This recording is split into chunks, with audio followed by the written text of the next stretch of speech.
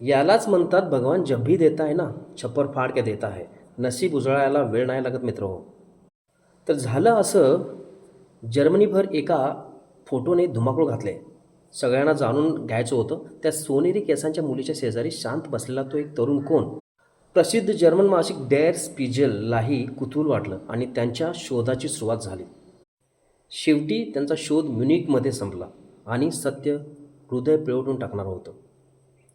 तो भारतीय तरुण तिथे बेकायदेशीररित्या राहत होता. खिशात एक पैसाही नव्हता, ओळखपत्र नव्हतं. प्रत्येक ट्रेन प्रवासामध्ये भीती, कोणी कागदपत्र विचारलं तर काय करणार. पत्रकाराने त्याला सांगितलं की त्याच्या शेजारी जी बसलेली सोनेरी मुलगी म्हणजे गेम ऑफ थ्रोनची प्रिय स्टार मेसी विल्यम्स आहे आणि सर्वजण त्याच्या प्रतिक्रियेकडे बघून आश्चर्य झाले. त्याचं जे उत्तर होतं ना ते सगळ्यांना थक्क करणारं होतं.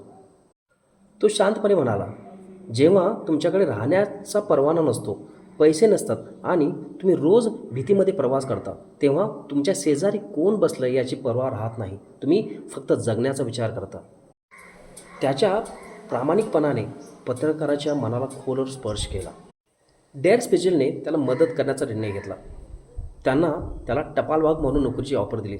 महिन्याला 800 पाऊंड आणि त्या नोकरीच्या करारामुळे त्याला लगेच कायदेशीर राहण्याची परवानगी मिळाली. भीतीने भरलेले आयुष्य आशेने भरलेल्या आयुष्यात बदललं एका क्षणामुळे. त्याची ही कहाणी जगभर प्रसिद्ध झाली.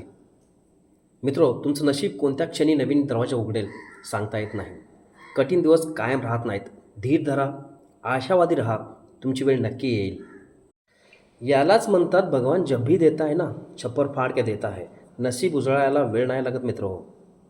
तर झालं असं, जर्मनीभर एका फोटोने धुमाकूळ घातले. सगळ्यांना जाणून घ्यायचं होतं त्या सोनेरी केसांच्या मुलीच्या शेजारी शांत बसलेला तो एक तरुण कोण. प्रसिद्ध जर्मन मासिक डेअर स्पिगललाही कुतूहल वाटलं आणि त्यांच्या शोधाची सुरुवात झाली. शेवटी त्यांचा शोध म्युनिकमध्ये संपला आणि सत्य हृदय पिळवटून टाकणारं होतं.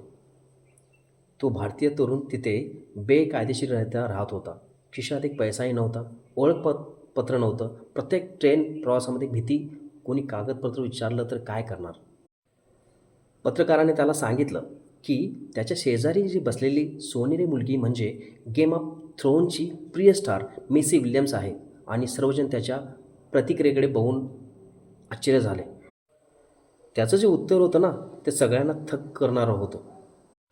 तो शांतपणे म्हणाला, जेव्हा तुमच्याकडे राहण्याचा परवाना नसतो, पैसे नसतात आणि तुम्ही रोज भीतीमध्ये प्रवास करता, तेव्हा तुमच्या शेजारी कोण बसलं याची पर्वा राहत नाही. तुम्ही फक्त जगण्याचा विचार करता. त्याच्या प्रामाणिकपणाने पत्रकाराच्या मनाला खोलवर स्पर्श केला. डेअर स्पिगलने त्याला मदत करण्याचा निर्णय घेतला. त्याला टपालवाहक म्हणून नोकरीची ऑफर दिली. महिन्याला 800 पाऊंड आणि त्या नोकरीच्या करारामुळे त्याला लगेच कायदेशीर राहण्याची परवानगी मिळाली.